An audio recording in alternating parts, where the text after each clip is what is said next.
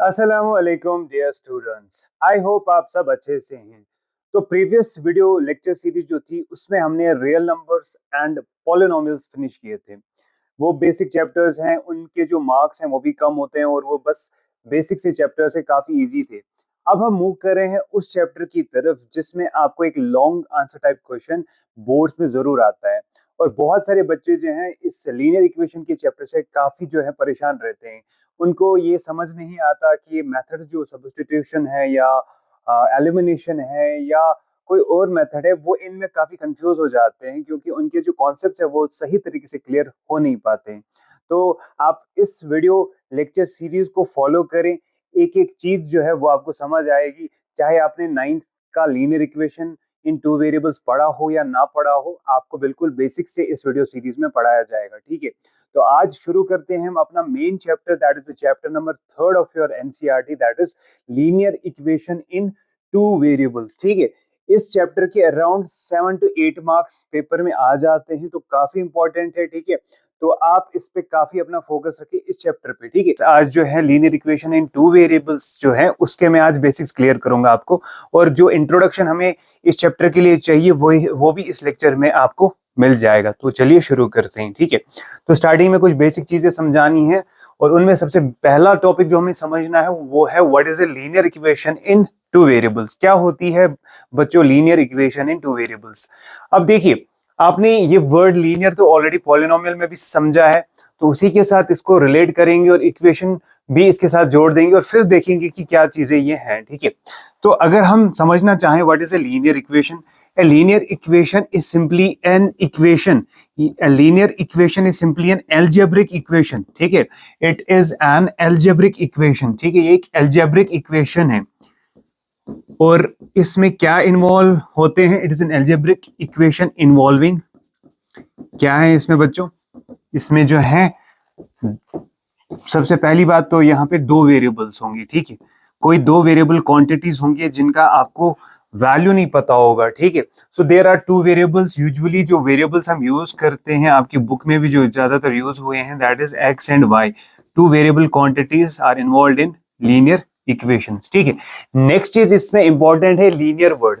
Linear का मतलब है कि highest power of variables will be, ठीक है, highest power of variables involved will be, highest power of variables will be 1। ठीक है, क्या होगा बच्चों? Highest power of variables will be 1। ठीक है, तो क्या है लीनियर इक्वेशन? सर एक लीनियर इक्वेशन एक एल्जेब्रिक इक्वेशन है। सिंपली आपने एल्जेब्रिक एक्सप्रेशन पढ़ा था ना, उस एल्जेब्रिक एक्सप्रेशन को अगर आप किसी नंबर के बराबर इक्वेट कर देते हो ना, फिर हम उसको बोलते हैं algebraic equation. So algebraic equation is just an algebraic expression which has been equated to something, some number. ठीक है, और फिर अगर आपको एल्जेब्रिक इक्वेशन समझ आ गया, लेकिन इस एल्जेब्रिक इक्वेशन में कुछ कंडीशंस आपको याद रखनी है। एक तो सिर्फ दो वेरिएबल्स की एल्जेब्रिक इक्वेशन होनी चाहिए, सिर्फ और सिर्फ दो वेरिएबल्स होने चाहिए, और हाईएस्ट पावर जो आपका वेरिएबल का होगा दैट शुड बी 1। ठीक है, तो ये दो चीजें इंपॉर्टेंट है। ठीक है, अब ये था आपका बेसिक की लीनियर इक्वेशन होता क्या है। सिंपली एक ऐसा एक रिलेशन हम ढूंढते हैं between two variable quantities X and Y, उनके बीच में कोई रिलेशन ढूंढते हैं in terms of plus minus into divide. ठीक है, क्योंकि हमें एल्जेब्रिक वर्ड इधर है तो ऑब्वियसली एल्जेब्रिक ऑपरेटर्स उनको जोड़ेंगे, कंबाइन करेंगे वेरिएबल क्वांटिटीज को। ठीक है, और उसके मदद से हम जो है कोई चीज एक्सप्रेस करना चाहते हैं और वो किसी के बराबर भी आप डाल रहे हो in case of linear equation in two variables. ठीक है, अब चलते हैं और आगे चीजें समझते हैं। ठीक है बच्चों, चलिए, standard form of a linear equation in two variables. अब ये standard form of linear equation in two variables क्या है, फिर आपको मैं थोड़ा सा लीनियर इक्वेशन समझाऊंगा भी क्या होती है लीनियर इक्वेशन। ठीक है, ऑलरेडी क्लास 9th में ये समझाते हैं। ठीक है, लेकिन आई थिंक चलिए पहले ही समझा देता हूँ, बाद में फिर मे बी मेरे माइंड से स्किप हो जाए, तो मैं आपको एल्जेब्रिक इक्वेशन जो कि linear equation in two variables है ना, इसका एक एग्जांपल देता हूँ। फॉर एग्जांपल देखिए, मैं आपको बताता हूँ कि आपके स्कूल में, फॉर एग्जांपल आपके स्कूल में जो बॉयज हैं, ठीक है, बॉयज का नंबर प्लस गर्ल्स का नंबर जो आपके फॉर एग्जांपल क्लास में है, फॉर एग्जांपल क्लास की ही बात करते हैं, number of boys plus number of girls is equal to for example 45, ठीक है। अब ये आपको मैंने एक कंडीशन दी, आपके क्लास में जो आपका क्लास 10th है आपके स्कूल में, उसमें number of boys plus number of girls is 45। अब आप इस सिचुएशन को कैसे टैकल करोगे इन मैथमेटिक्स? आपको पता नहीं है नंबर ऑफ बॉयज कितने हैं और नंबर ऑफ गर्ल्स भी आपको पता नहीं है बच्चों, ठीक है। तो जब आपको कोई चीज अननोन होती है तो आप उसको किससे रिलेट करोगे? सर हम नंबर ऑफ बॉयज को एक्स लेट करेंगे और नंबर ऑफ गर्ल्स को कुछ और वेरिएबल लेट करेंगे, क्योंकि दोनों हमें पता नहीं है। सर तो हम इसको ऐसे लिख सकते हैं mathematically, X plus Y is equal to 45। अब अगर मैं इस रिलेशन की बात करूं, X plus Y is equal to 45, क्या ये लीनियर इक्वेशन ही है? ये चीज जो स्टेटमेंट मैंने आपको बोला कि the total number of boys and the total number of girls when added together they result in the total number of students in the class, that is 45। तो इसको, इसी स्टेटमेंट को आपने मैथमेटिकली लीनियर इक्वेशन के through express किया। आपने दो variables इसमें इन्वॉल्व कर दिए, ठीक है, एक्स एंड वाई, और इनका जो हाईएस्ट पावर है that is degree, that is 1। तो क्या बच्चों ये linear equation in two variables बिल्कुल हमारे रियल लाइफ सिचुएशन के साथ मतलब उनको टैकल करती है या नहीं करती है? देखिए एक सिंपल समझाया मैंने आपको क्वेश्चन, जिससे आपको ये चीजें समझ आ गई, ठीक है। और कोई सवाल भी आपको इसके थ्रू आप में बता सकता हूँ, कोई सिचुएशन आपको समझा सकता हूँ। जैसे दूसरी एग्जांपल में बता रहा हूँ, ठीक है। आप गए किसी स्टेशनरी वाले के पास, ठीक है, आप एक स्टेशनरी के पास गए, स्टेशनरी शॉप के पास आप गए और आप वहां पे दो चीजें जो है ला रहे हैं, ठीक है। आप ला रहे हैं 5 पेन, ठीक है, और फॉर एग्जाम्पल आप 2 इरेजर्स ला रहे हैं, ठीक है। और ये सब कुछ लाने के बाद जो टोटल खर्चा आपका हो रहा है, ठीक है, टोटल कॉस्ट जो पड़ रहा है बच्चों, फॉर एग्जाम्पल वो पड़ रहा है 50। क्या पड़ रहा है बच्चों? 50। एक हाइपोथेटिकल एग्जाम्पल समझा रहा हूं कैसे रियल लाइफ सिचुएशंस को हम लीनियर इक्वेशंस के थ्रू टैकल करते हैं। स्टेशनरी शॉप पे आप गए, आपने क्या परचेस किए? 5 पेन और 2 इरेजर्स, और मैं बोल रहा हूँ टोटल कॉस्ट क्या है? 50। अब इसी सिचुएशन को मैं आपको बोल रहा हूँ, represent this situation with the help of a linear equation in two variables. तो आप अगर 9th क्लास में होते तो आप ऐसे सवाल वहां पे देखते थे कि कोई ऐसी सिचुएशन दी थी, उसको बोला जाता था कि आप इसको लीनियर इक्वेशन के थ्रू समझाओ। तो देखिए मैं क्या करता, क्योंकि मुझे पता है कि मैंने क्या खरीदा, मैंने 5 पेन खरीदे, 2 इरेजर्स खरीदे, ठीक है।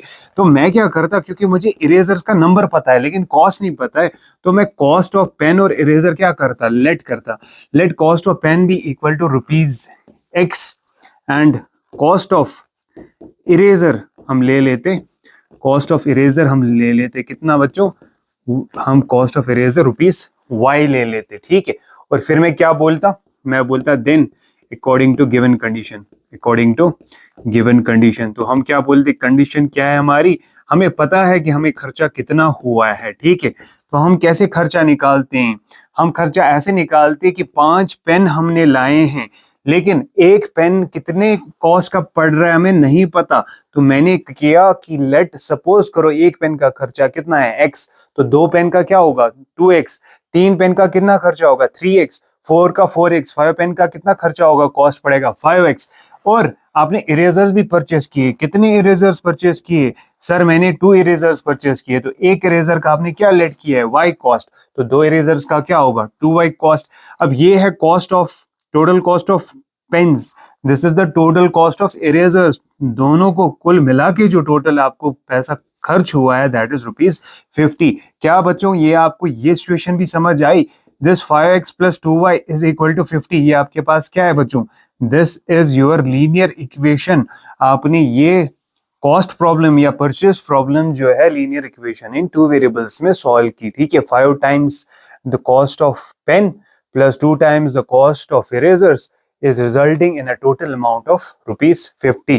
2 वेरिएबल्स यूज किए, हाईएस्ट पावर वेरिएबल का क्या है? यहाँ पे कुछ पावर आपने रखा नहीं है तो ऑब्वियसली 1 होगा, तो लीनियर है, तो this is a linear equation in 2 variables. इस तरह से आपको क्लियर होगा कि what is a linear equation in 2 variables. इसका इस्तेमाल हम मैथमेटिक्स में कुछ डेली प्रॉब्लम्स को सॉल्व करने के लिए यूज करते हैं, ठीक है।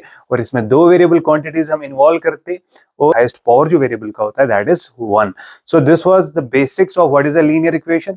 अब आगे चलते हैं बच्चों, स्टैंडर्ड फॉर्म जो कि मैंने शुरू किया था फिर मैं वापस चला गया था, वो समझते हैं कि what is the standard form of a linear equation in two variables. बच्चों अभी तक आपने कुछ चीजें समझ ली हैं, एक्स वेरिएबल होगा सर, वाई भी होगा, बीच में प्लस माइनस हो सकता है सर, कुछ भी मतलब प्लस या माइनस हो सकता है। अब चलिए जनरल केस के लिए मान लेते हैं बीच में प्लस है, ठीक है। तो इधर क्या एक्स के साथ कुछ ना कुछ कोफिशिएंट होता है बच्चों, ठीक है, वो आपने ऑलरेडी पढ़ा है पॉलिनोमियल्स में कि वेरिएबल्स के साथ जो नंबर्स होते हैं ना, रियल नंबर्स, उनको क्या बोलते हैं, कोएफिशिएंट्स। सो एक्स का कोफिशिएंट ए रखेंगे, वाई का कोफिशिएंट बी रखेंगे, ठीक है। और यहाँ पे आप कांस्टेंट इंट्रोड्यूस करते हो सी, ठीक है। तो एक लीनियर इक्वेशन जब हम स्टैंडर्ड फॉर्म में लिखते हैं तो हम लिखते हैं A X plus B Y plus C equal to 0 form में लिखते हैं, ठीक है। This is the standard form of linear equation in two variables. Standard form of linear equation, ये क्या है, एक स्टैंडर्ड फॉर्म है किसका, लीनियर इक्वेशन का बच्चों, ठीक है। अब आप बोलोगे सर अभी तो आपने हमें एक सवाल करवाया जिसमें आपने कुछ ऐसा एग्जाम्पल लिखा, शायद 5x plus 2y equal to 50। Sir आपने तो अभी कुछ ऐसी इक्वेशन हमें लिखवाई जो पेन्स की रिलेशन और इरेजर्स की आपने हमें वो प्रॉब्लम समझाई, ठीक है। ये वाली बच्चों, ये वाली जो मैंने आपको अभी बताई, एक तो बॉयज गर्ल्स वाली भी इस तरह ही लिखी, और दूसरा भी आप चेक करोगे ना तो 5x प्लस 2y किसके बराबर था, 50 के बराबर। तो 5x plus 2y equal to 50 sir, लेकिन आप अब बोल रहे हो कुछ सी भी इधर आ रहा है, ठीक है। तो बच्चों स्टैंडर्ड फॉर्म कुछ डिफरेंट फॉर्म होता है, ठीक है। ये एक ऐसा फॉर्म होता है जो जनरल फॉर्म या स्टैंडर्ड फॉर्म होता है। कोई इक्वेशन जो है, हर इक्वेशन जरूरी नहीं कि इसी में आए। आप इस वाली इक्वेशन को इस फॉर्म में लिख सकते हो। आप देखिए, अगर मैं चाहूँ ना, मैं इसको इस फॉर्म में लिख सकता हूँ, 5x प्लस 2y, 50 शिफ्ट करना, ये क्या बनेगा, -50 इज इक्वल टू 0, ठीक है बच्चों। तो आप क्या कर रहे हो, आप अगर किसी इक्वेशन को इस फॉर्म में लिख रहे हो then it is known as the standard form, ठीक है, standard form of linear equation. तो standard form of linear equation हमें इस चैप्टर में यूज करना है। काफी जगहों पे आपको एक लीनियर इक्वेशन को इसी फॉर्म में रखना है। अब यहाँ पे ये आप अगर ये अच्छे से समझोगे ना कि ये ए बी सी क्या है, अगर आप इसकी बात करते हो, ए की बी की, पॉलिनोमियल से ही पढ़ते जा रहे हो आप, ठीक है। वहां पे भी होता था quadratic equation, A X square plus B X plus C, है ना। तो ये ए बी जो है ना, A B C, these are real numbers. ये क्या होते हैं बच्चों, रियल नंबर्स, ठीक है।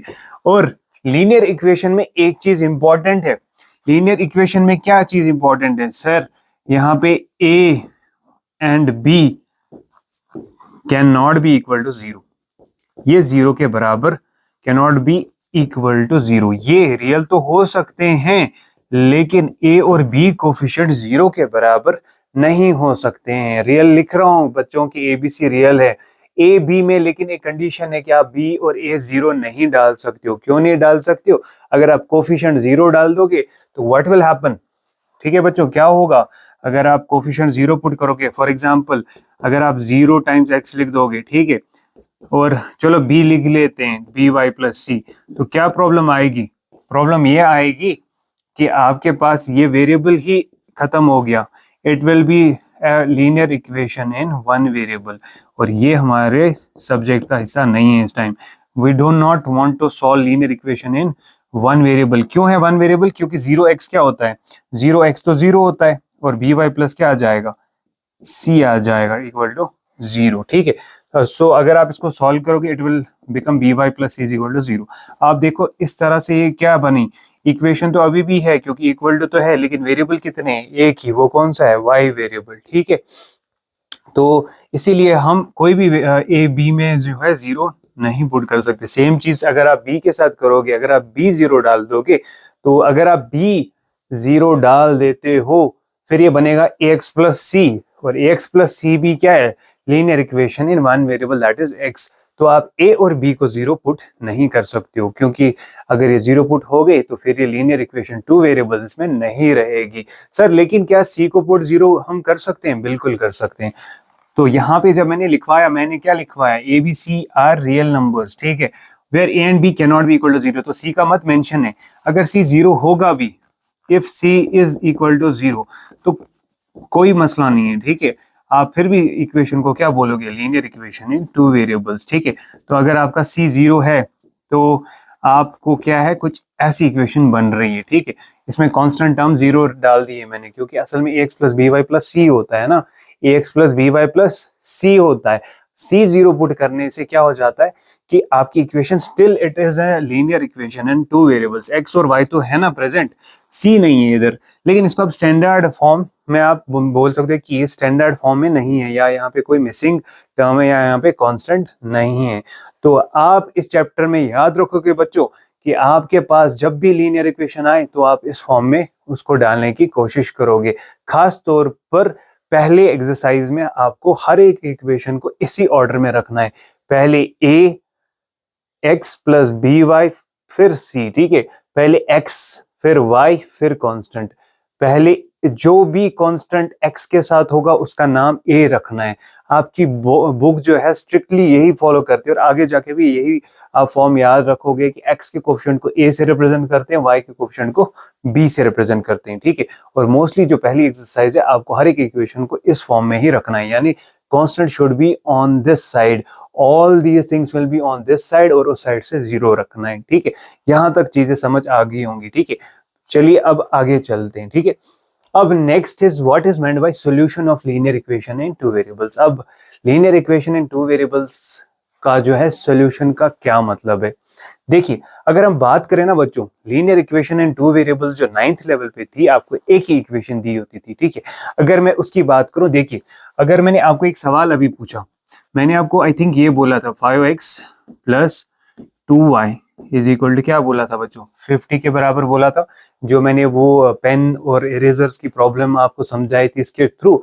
अब आप बताओ आपको क्या समझ आता है कि क्या होता है सोल्यूशन। सर सोल्यूशन हमने नाम सुना है 9th में, और हमने पढ़ा था कि सोल्यूशन होते हैं वेरिएबल्स के वो वैल्यूज जब उस इक्वेशन में पुट किए जाए तो LHS बराबर आ जाता है RHS के, ठीक है।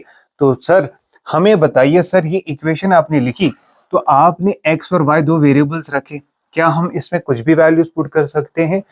ऐसे तो x और y वेरिएबल है तो कोई भी वैल्यू पुट किया जा सकता है, लेकिन वो तो हो गया value of the variable. Solution क्या होता है? सॉल्यूशन होता है बच्चों वो वैल्यूज x और y के जब इस इक्वेशन में वो इंसर्ट किए जाए तो LHS और RHS क्या आने चाहिए, सेम आने चाहिए। There is a difference, variable has lot of values, variable के काफी सारे वैल्यूज होते हैं, मगर हर एक उसका सोल्यूशन नहीं होता है उस इक्वेशन का।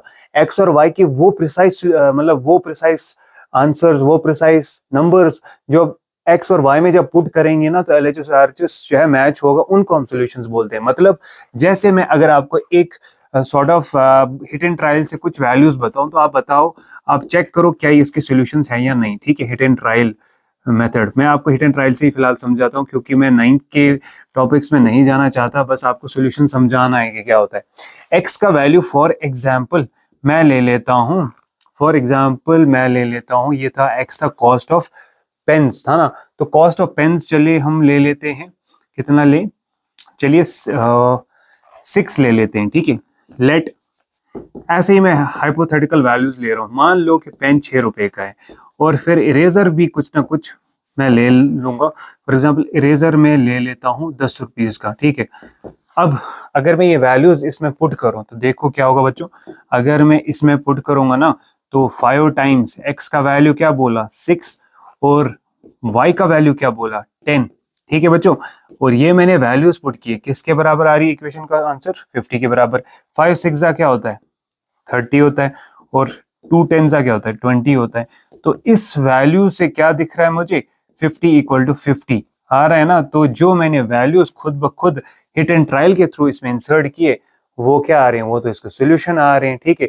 यानी आप बोल सकते हो sir x equal to 6 and y equal to क्या डाला था मैंने हिट एंड ट्रायल से, y इक्वल टू मतलब हिट एंड ट्रायल हो गया, ऐसे ही तुक्के लगाए दो मैंने मतलब नंबर से इधर, जिससे ये तुक्के कैसे लगाए मैंने देखा कि अगर मैं पुट करूंगा तो मुझे ये दोनों सेम आ रहे हैं, ठीक है। तो y मैंने क्या डाला 10, तो x equal to 6 and y equal to 10 are solution of this, is solution of this linear equation. क्या है बच्चों ये इसका, ये इस इक्वेशन का क्या है सोल्यूशन है, इस लीनियर इक्वेशन का, ठीक है।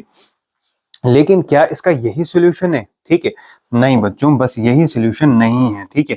मैं और भी कुछ वैल्यूज डाल सकता था, मैंने बोला आपको वेरिएबल के बहुत सारे वैल्यूज हम डाल सकते हैं, लेकिन अब देखते हैं सॉल्यूशंस कितने आएंगे इसके सॉल्यूशंस भी इनफाइनाइट आएंगे, जैसे कि वेरिएबल के वैल्यूज बहुत ज़्यादा हम डाल पाते हैं। अब एक मैंने आपको दिखाया, कोई और दूसरा भी हो सकता है। आप भी कुछ सोच रहे होंगे कि एक्स और वाई का क्या वैल्यू डालें कि 50 ही आ जाए। चलिए अब मैं कोई और वैल्यू ले लेता हूँ, ठीक है। फॉर एग्जाम्पल हम ले लेते हैं वैल्यू ऑफ फॉर एग्जाम्पल 7 5 35। चलिए हम कौन सा वैल्यू अब लें जो इसमें बिल्कुल फिट हो। अगर हम x का वैल्यू ले लेते हैं, बढ़ाते हैं 6 रुपए से, या कम कर लेते हैं। चलिए कम हम कितना कर सकते हैं, एक पेन का कॉस्ट तो 5 रुपए से तो कम कोई पेन नहीं आता है, ठीक है। तो हम क्या करते हैं, चलिए 7-8 रुपए का पेन ले लेते हैं, ठीक है। देखिए वो भी इसका सोल्यूशन आएगा। अगर मैं पेन का कॉस्ट 8 रुपए ले लूँ, ठीक है, हाइपोथेटिकल कुछ वैल्यूज लेने हमें हमें क्या है, हमें समझ आना चाहिए। और इरेजर का कॉस्ट में लेता हूँ 5 रुपए, ठीक है। अब देखते हैं क्या ये भी सोल्यूशन इसका है। देखिए अब 5 टाइम्स x का वैल्यू मैंने खुद सोचा हिट एंड ट्रायल के थ्रू कि 8 ले लेता हूँ, ठीक है। और y कॉस्ट ऑफ इरेजर में लेता हूँ 5। अब देखिए ये भी इसका सोल्यूशन आ रहा है, ठीक है। 8 5 40, 5 2 10, तो ये तो फिर से बराबर आ गए 50 = 50। तो इसका मतलब है इस लीनियर इक्वेशन के क्या हैं, और भी सॉल्यूशंस हैं। मैंने तो 2 दिए, अभी और भी सॉल्यूशंस आप डाल सकते हो। आप इसमें कोई और वैल्यू भी पुट करके आंसर निकाल सकते हो, ठीक है। अब मैंने 2 पॉसिबल सॉल्यूशंस आपको दिखाई है, but there are more solutions to this problem. There are infinitely many solutions to a linear equation in 2 variables. 2 variables की जो लीनियर इक्वेशन एक होती है ना, उसके इनफाइनाइटली मेनी सॉल्यूशंस होते हैं। ये आपने क्लास 9th में पढ़ा होगा। अभी काफी सॉल्यूशंस में और भी निकाल सकता हूँ, लेकिन सॉल्यूशन का क्या मतलब है वो हमको समझ आना चाहिए था, और वो मैंने आपको समझाया। These are solution is nothing but it is solution is या are values of variables involve in the equation. ये वो वैल्यूज होते हैं वेरिएबल्स के जो कि इन्वॉल्व होते हैं, are the values of variables involve in a linear equation which make LHS equal to. ये एक सिंपल आपको समझाने के लिए एक स्टेटमेंट लिख रहा हूं, ताकि अगर आप नोट करो कॉपीज पे तो आपको समझ आए कि what is solution. Solution are the values of variables involve in a linear equation which make LHS equal to RHS। तो ऐसे पर्टिकुलर वैल्यू जो जब हम वेरिएबल्स में पुट करते हैं तो LHS और RHS क्या हो जाते हैं, सेम सेम हो जाते हैं। अब इस साल जो आपको 10th लेवल की लीनियर इक्वेशंस है ना, उसमें भी यही है। दो मतलब वहां पे इस बार भी आपको ax plus B Y plus C के फॉर्म में लीनियर इक्वेशन होगी, लेकिन इस बार पेयर ऑफ लीनियर इक्वेशंस होगी। लास्ट ईयर आपको सिर्फ एक इक्वेशन होती थी, तो आप बोलते थे सर उसके इनफिनिटली मेनी सॉल्यूशंस होंगी, लेकिन इस बार आपको एक इक्वेशन नहीं होगी, 2 इक्वेशंस होंगी, और दोनों इक्वेशंस होंगी लीनियर इक्वेशन इन 2 वेरिएबल्स। अब इस बार क्या हम फिर से बोलें कि इनफिनिटली मेनी सॉल्यूशंस होंगे? नो, इस बार आपको डिफरेंट तरीके से क्वेश्चंस को देखना है।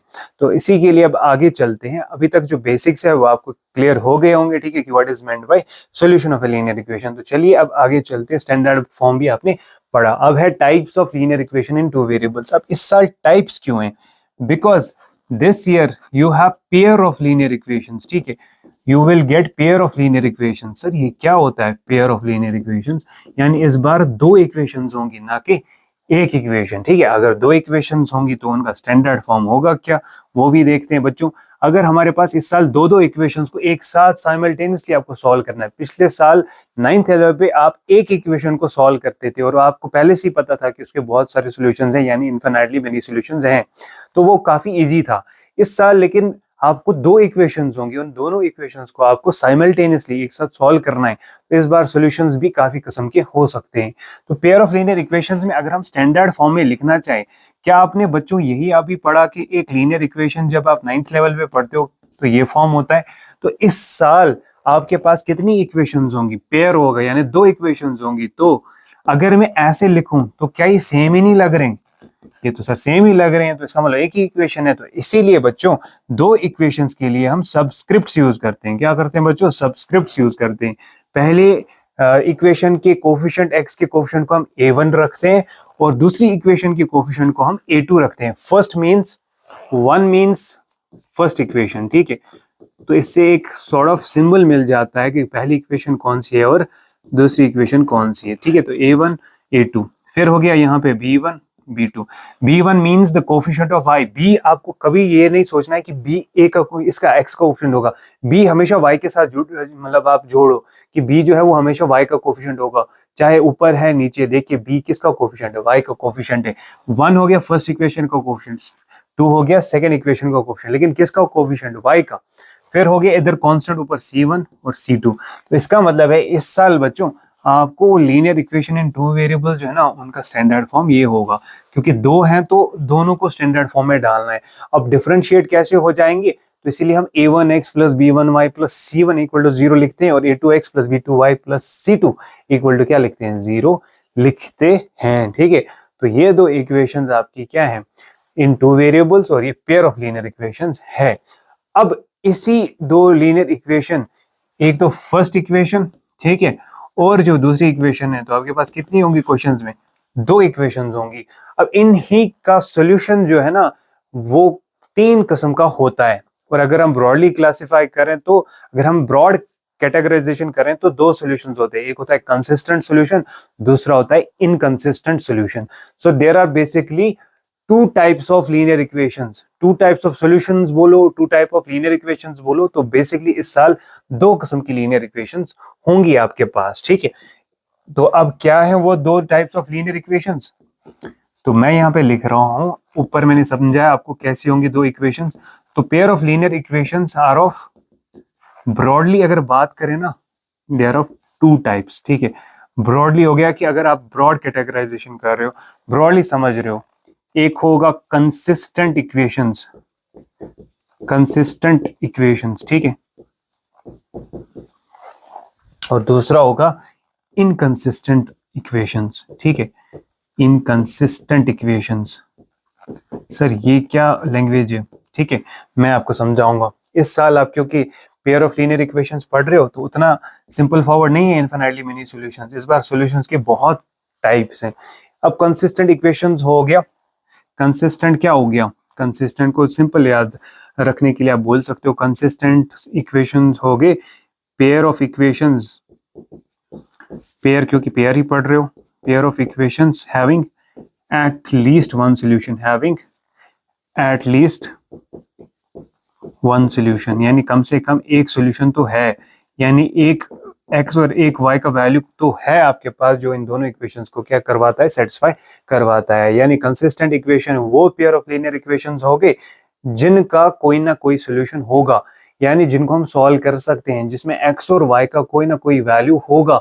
जब इन दोनों में पुट किया जाए तो आपको क्या मिल जाएगा, LHS is equal to RHS। तो कंसिस्टेंट होता भी है, अगर आप इंग्लिश लैंग्वेज में सोचोगे तो कंसिस्टेंट मीन्स मतलब कुछ ना कुछ तो है। तो यहाँ पे कंसिस्टेंट इक्वेशन का मतलब है कि इन इक्वेशंस का, इन दो इक्वेशंस का सॉल्यूशन मौजूद है, सॉल्यूशन है, x और y का कोई ना कोई वैल्यू है।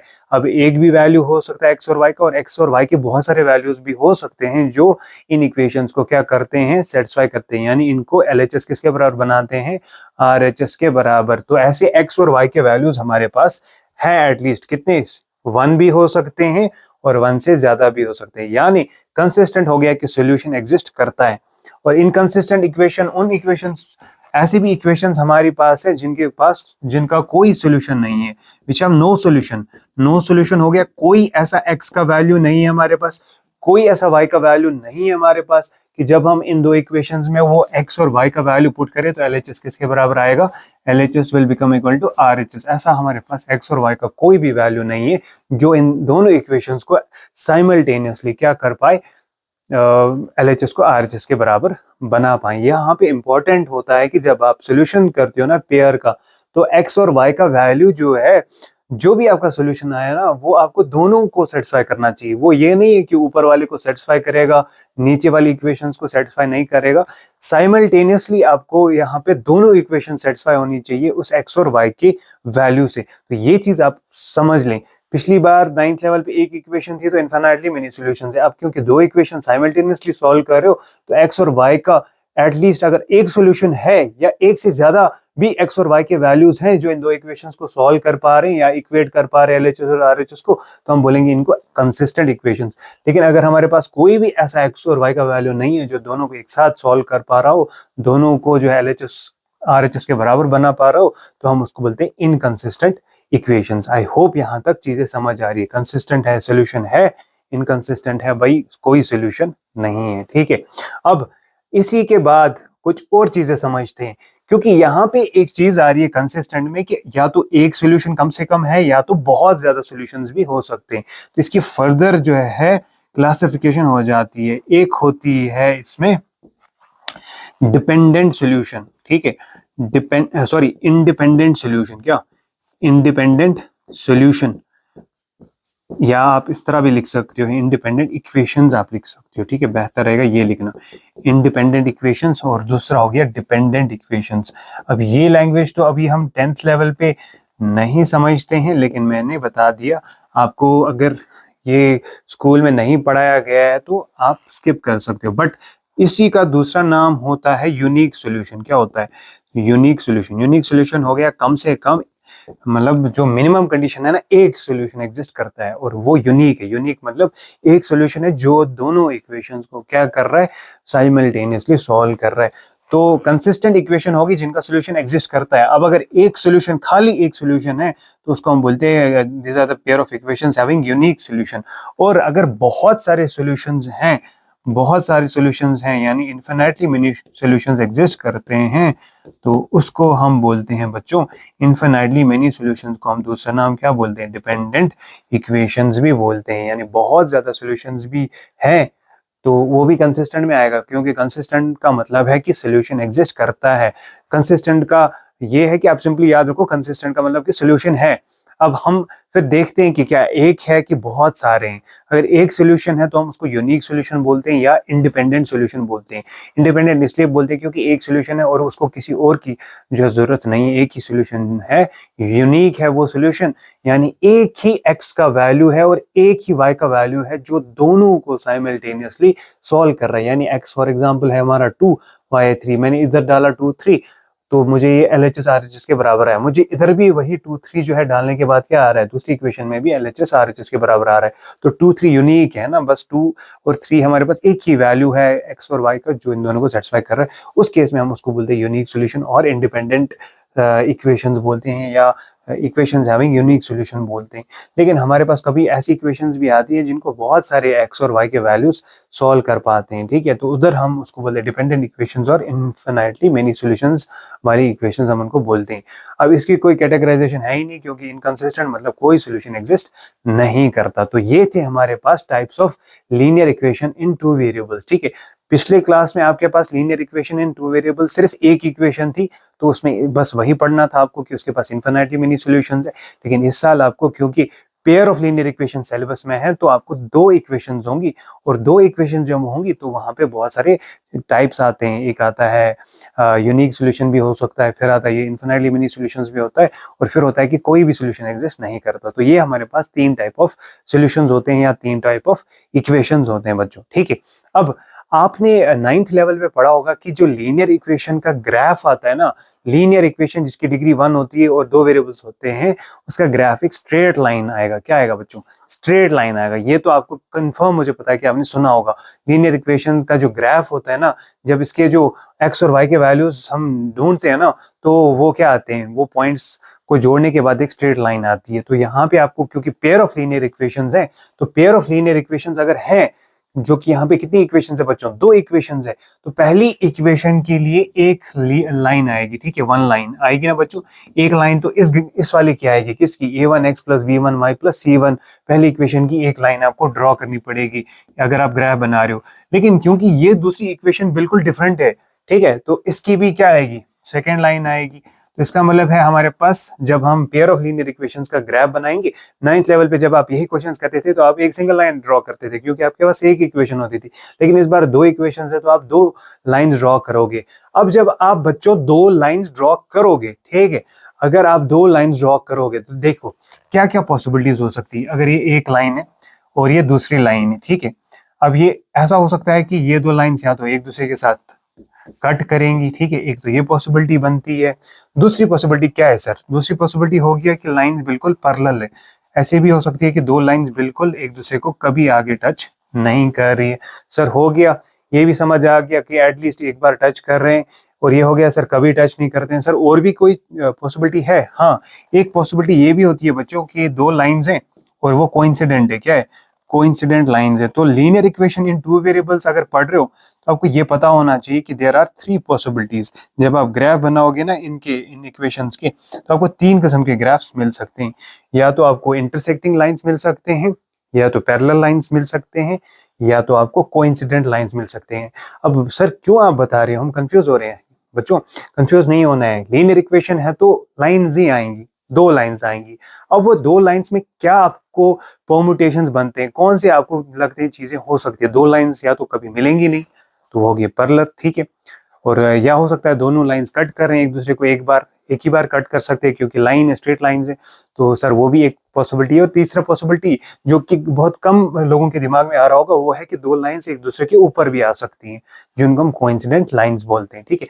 तो अगर आप linear equation in two variables को पढ़ रहे हो तो एक ये आ सकती है ग्राफ की line a1x plus b1y plus c1, और दूसरी ये आ सकती है a2x, क्योंकि दूसरी इक्वेशन है b2y प्लस c2। या तो ये आपको पॉसिबिलिटी दिख सकती है, या तो ये दिख सकती है कि ये a1x plus b1y plus c1 है, और ये है a2x plus b2y plus c2, ठीक है।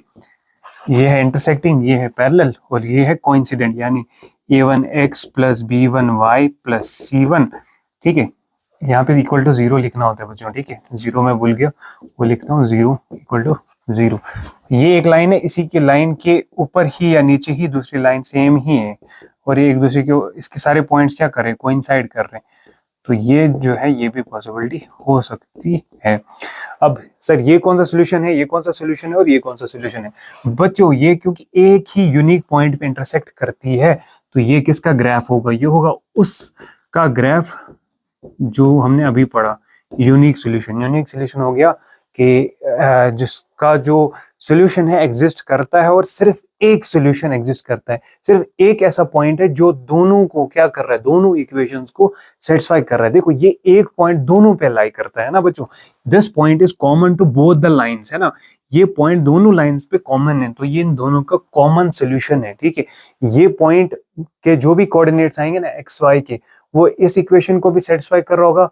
इस इक्वेशन में डालोगे तो LHS RHS के बराबर आएगा, वो पॉइंट के कोऑर्डिनेट जब इसमें डालोगे तो इसमें भी LHS किसके बराबर आएगा, RHS के बराबर, ठीक है बच्चों।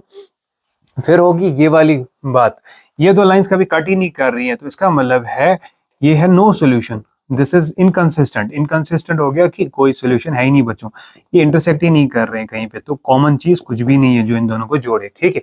और ये होगी कि ये हर समय जो है एक दूसरे के साथ कंटैक्ट में ही है, तो इसका हम बोल सकते हैं कि ये है इनफिनाइटली मेनी सॉल्यूशंस, ठीक है। इनफिनाइटली मेनी सॉल्यूशंस, इनके सारे पॉइंट्स क्या हैं, सॉल्यूशंस ही हैं, क्योंकि ये सारे ये तो हजारों बार मिल रहे हैं, ये तो सारे दोनों लाइंस एक दूसरे के ऊपर है, तो इसमें कॉमन पॉइंट्स इनफिनाइट है। क्या है? इन दोनों में कॉमन पॉइंट्स इनफिनाइट है। इधर एक कॉमन पॉइंट है जो दोनों इक्वेशंस को सेटिस्फाई कर रहा है, इधर कोई कॉमन पॉइंट नहीं है, और इधर इनफिनाइटली मेनी पॉइंट्स है which are common to the both lines. I hope आपको ग्राफ्स भी समझ आ गए होंगे पेयर ऑफ लीनियर इक्वेशंस के। These are the graphs of pair of linear equations, ठीक है। पेयर ऑफ लीनियर इक्वेशंस, तो हमने सारी पॉसिबिलिटीज देखी पेयर ऑफ लीनियर इक्वेशंस के क्या क्या ग्राफ्स आ सकते हैं बच्चों, ठीक है। So this was the introduction of this thing. अब आपके कॉन्सेप्ट्स को और क्लियर करने के लिए मैंने आपकी एनसीईआरटी का ये टेबल लाया है ताकि आप सीख पाओ, ठीक है। और भी इंपॉर्टेंट चीजें हैं जो काफी इस एक्सरसाइज में यूज होने वाली है।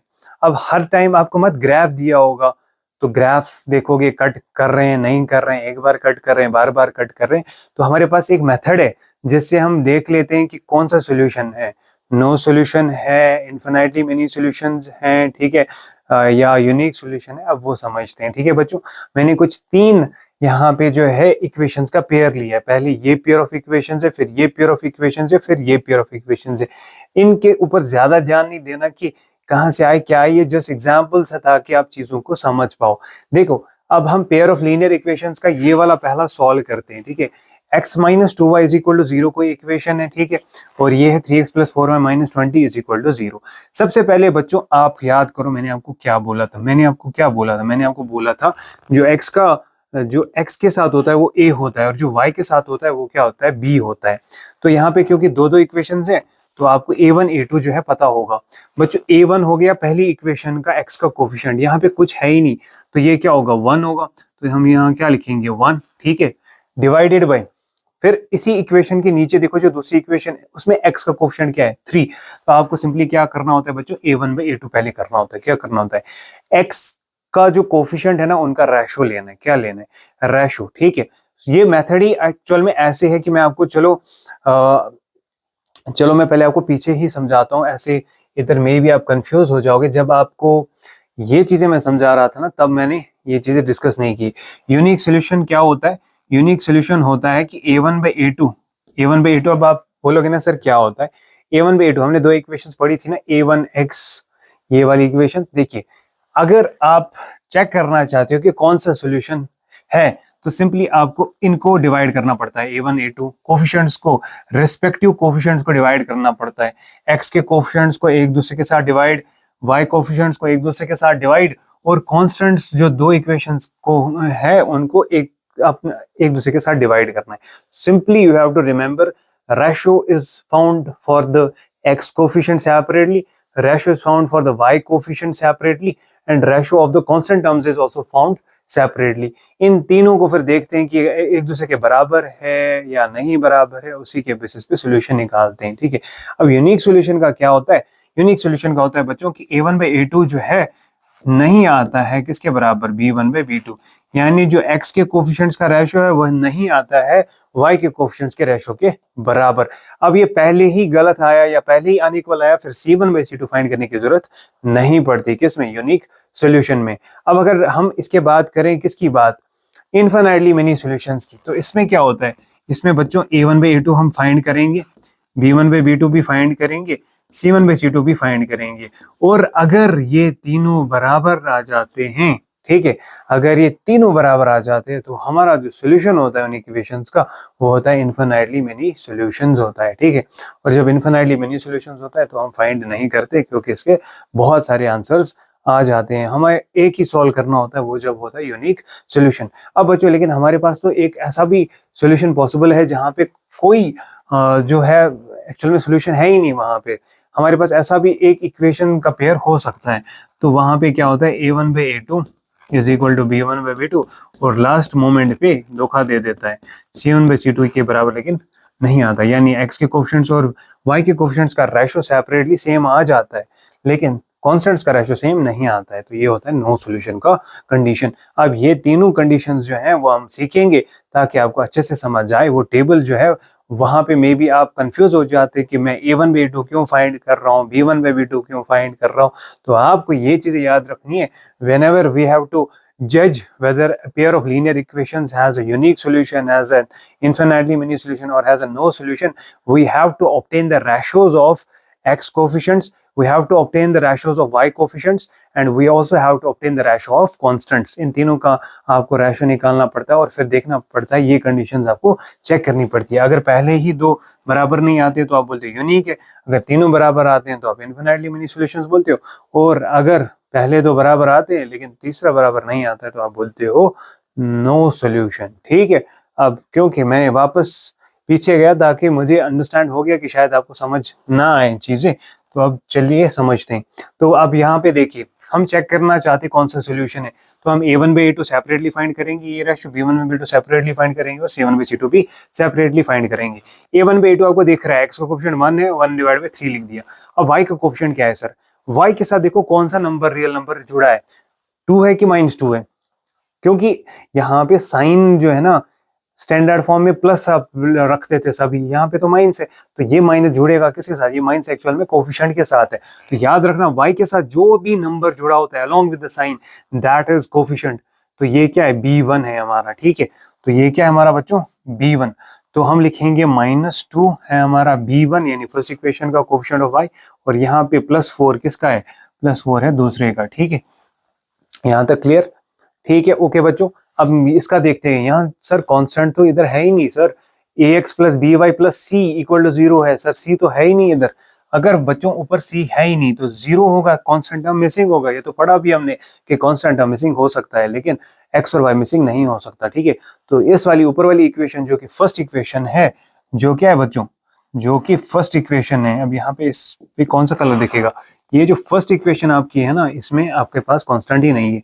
अब सेकेंड इक्वेशन में कांस्टेंट क्या है सर, -20 है कांस्टेंट, ठीक है। तो यहाँ पे हम लिख देंगे -20, ठीक है। अब यहाँ पे कलर में एक ही रखता हूँ, नेक्स्ट टाइम से मैं रेड ही रखूंगा। तो ये है -20। तो 1/3 का सिंपल फॉर्म भी 1/3 है, लेकिन इसका सिंपल फॉर्म हमें करना पड़ेगा 1/2। तो ये है -1/2 और ये तो हो गया 0।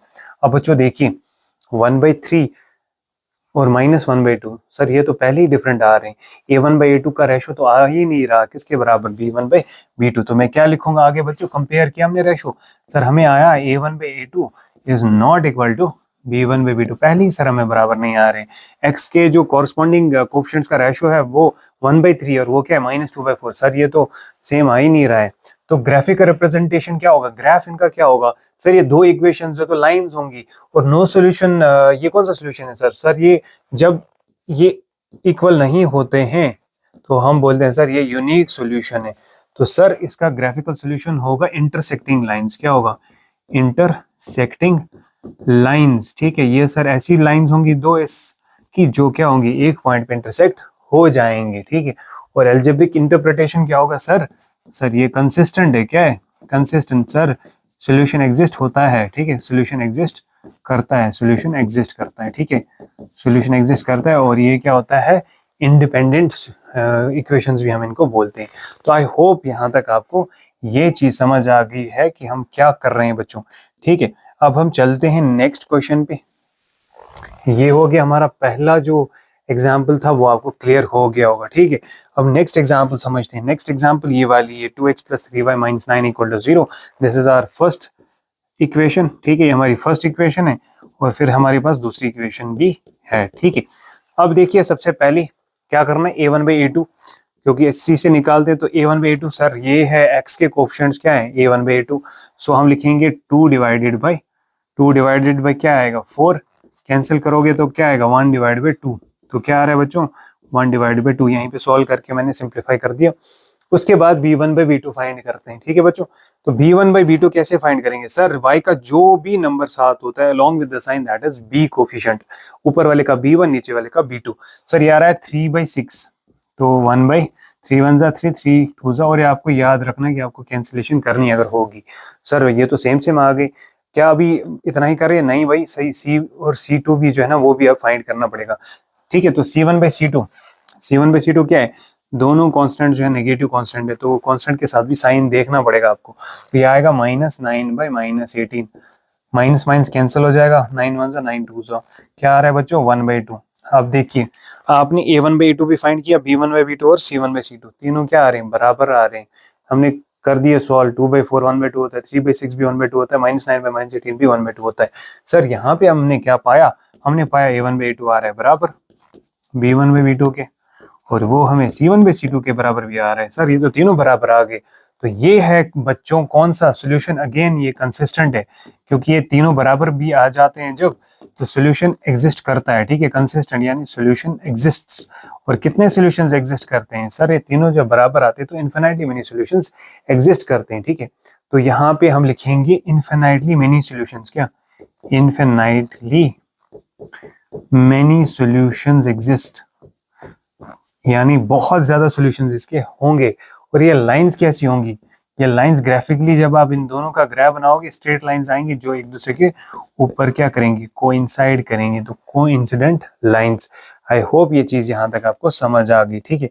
चलिए बच्चों अब अगली लास्ट एग्जाम्पल समझते हैं। हर एक की एग्जाम्पल में दे रहा हूँ, हर एक टाइप ऑफ इक्वेशन जो आपको आ जाएगी इधर, उसकी हम क्या पढ़ रहे हैं, एग्जाम्पल्स पढ़ रहे हैं, ठीक है। तो अब हम चलेंगे आगे और लास्ट वाला टाइप सॉल्व करते हैं, ठीक है। यहाँ तक आपको कोई दिक्कत नहीं आई होगी अगर आप यहाँ की तरफ ध्यान रख रहे हैं, ठीक है। अब देखिए लास्ट इक्वेशन हमारे पास, थर्ड इक्वेशन क्या है बच्चों, यहाँ पे कोई है ही नहीं, x के साथ कोई नंबर ही नहीं है, ऑब्वियसली यहाँ पे फिर 1 होगा। जब कोई नंबर ना हो, कोफिशिएंट कुछ ना दिख रहा हो किसी वेरिएबल का, तो 1 सपोज करना है, लेकिन साइन भी देखना कि साइन है कुछ या नहीं। तो x का कोफिशिएंट यहाँ पे क्या है 1, और नीचे वाले x का कोफिशिएंट 2 है, तो a1/a2 क्या आएगा, a1/a2 हो गया x के कोफिशिएंट्स का रेशो, तो a1/a2 आएगा सर 1/2। इसको तो और कैंसिल कर भी नहीं सकते सर। आप b1/b2 करेंगे, यानी y के कोफिशिएंट्स का रेशो निकालेंगे b1/b2, ठीक है बच्चों। तो दैट विल बी 2/4। 2/4 को तो सर रिड्यूस कर सकते हैं, देखिए साइन भी दिखा रहा हूँ ताकि आपको कोई डाउट ना रहे। 2 1 2, तो ये आएगा 1/2 सर। सर दोनों बराबर आ रहे हैं। सर तीसरा भी फाइंड करना पड़ेगा, कॉन्स्टेंट्स का भी रेशो लेना पड़ेगा। देखिए बच्चों इन तीनों इक्वेशंस में देखिए कि वहां से राइट साइड से 0 है। आपको भी इंश्योर करना है जब आप क्वेश्चंस करोगे तो उधर साइड से 0 होना चाहिए, वहां कुछ नहीं होना चाहिए। अगर उधर कोई है वो उसको इस साइड से शिफ्ट करना है, यानी आपको जो है सारी इक्वेशन स्टैंडर्ड फॉर्म में पुट करनी है। उसके बाद a1/a2 b1/b2 और c1/c2 फाइंड करना है। अगर आप बिना देखे सॉल्व कर रहे हो और आपने देखा कि 20 इधर नहीं उधर रखा गया और आप सॉल्व कर रहे हो तो गलत आ सकता है। So first of all put all the equations which are given in the standard form, then check a1/2 b1/b2 and c1/c2। ये पॉइंट अपनी कॉपीज पे लिख लेना, अदरवाइज एग्जाम में भूल जाओगे तो फिर दिक्कत हो जाएगी, ठीक है। तो c1/c2 हो गया। जब ये सारा शिफ्टेड होगा उसके बाद ये चेक करना है। तो ये -4/-12, माइनस माइनस कैंसिल, 4 1 4 4 3 12, तो ये आ रहा है बच्चों 1/3। सर पहले दो हमें सेम आए लेकिन लास्ट का तो हमें डिफरेंट आ गया। तो बच्चों ये वाला सोल्यूशन भी तो हमने पढ़ा था, a1/a2 is equal to b1/b2 but it is not coming equal to c1/c2। अब सर ये कौन सा सोल्यूशन था? अगर आप याद करोगे दो बराबर आ रहे हैं लेकिन लास्ट मौके पे तीसरा कांस्टेंट जो ना धोखा उसने दे दिया आपको, तो यही है बच्चों कौन सा, नो सोल्यूशन, यानी इनकंसिस्टेंट। ऐसी इक्वेशंस का कोई सोल्यूशन नहीं होता है, कभी नहीं मिलते हैं, ठीक है। तो जब कभी नहीं मिलते हैं तो आपको ऑब्वियसली पता है कि दो क्या होंगी, पैरेलल लाइंस, वही कभी नहीं मिलते हैं, क्योंकि एक लीनियर इक्वेशन का ग्राफ होता है लाइन, और अगर लाइंस का कोई सोल्यूशन ही नहीं है यानी दोनों लाइंस एक दूसरे को बिल्कुल टच भी नहीं कर रही है, ये बिल्कुल पैरेलल लाइन से कभी नहीं मिलेंगी, ठीक है। और लास्ट पे अगर हमें इंटरप्रिटेशन करना होगा तो ये कौन सा ये आएगा, ये था इनकंसिस्टेंट। इनकंसिस्टेंट क्या हो गया, there is no solution there, ठीक है, इनकंसिस्टेंट, ठीक है। अब आई होप आपको ये चीजें समझ आए। यूनिक सॉल्यूशन का दूसरा नाम है these are the equations which are independent, ये हो गया डिपेंडेंट, ठीक है। तो इन दोनों को याद रखना। कंसिस्टेंट में दो टाइप्स है फर्दर, एक है यूनिक जिसको हम बोलते हैं इंडिपेंडेंट, और दूसरा होता है इनफाइनाइटली मेनी जिसको हम डिपेंडेंट इक्वेशंस बोलते हैं, और जो सॉल्व ही नहीं होती उसको हम सीधे नाम देते हैं इनकंसिस्टेंट, ठीक है, या नो सॉल्यूशन। तो आई होप ये टेबल जो आपकी बुक में था और मैंने आपको समझाया, आपको इसके थ्रू कॉन्सेप्ट्स क्लियर हो गए होंगे। तो जो इक्वेशंस आपको एग्जाम में दी जाएंगी, pair of linear equations that will be given to you, first of all find out whether they are in the standard form or not. If they are not in standard form, please put them in the standard form, that is a1x plus b1y plus c1, a2x plus b2y plus c2 equal to 0, यानी arch side में 0 ensure करें पहले ही, और constants को shift करके रखें। अगर है कांस्टेंट राइट हैंड साइड में उसको शिफ्ट करके कहाँ डाल दीजिए, लेफ्ट हैंड साइड में, ताकि ये इंश्योर हो कि दोनों साइड से आर्च साइड से क्या है 0 है, ठीक है। उसके बाद you have to find all these ratios and the different conditions जो भी थी वो मैंने आपको समझाई। I hope this video जो है ये आपको बेसिक्स क्लियर कर देगा। अब नेक्स्ट वीडियो जो आएगा उसमें हम एक्सरसाइज जो है पहली वो सॉल्व करेंगे। This was all about today's session. I hope आपके बहुत सारे डाउट जो है ना इस सेशन के थ्रू क्लियर हो गए होंगे और आपको जो इंट्रोडक्शन है वो भी समझ आ गया होगा। दिस वाज एसेंशियल ताकि हम आगे जाके जब क्वेश्चंस करें तो आपको पहले से ही कॉन्सेप्ट होगा, तो आप सब चीजें सॉल्व कर पाओगे और समझ भी आपको आएंगी। तो thank you for watching this video. Allah Hafiz.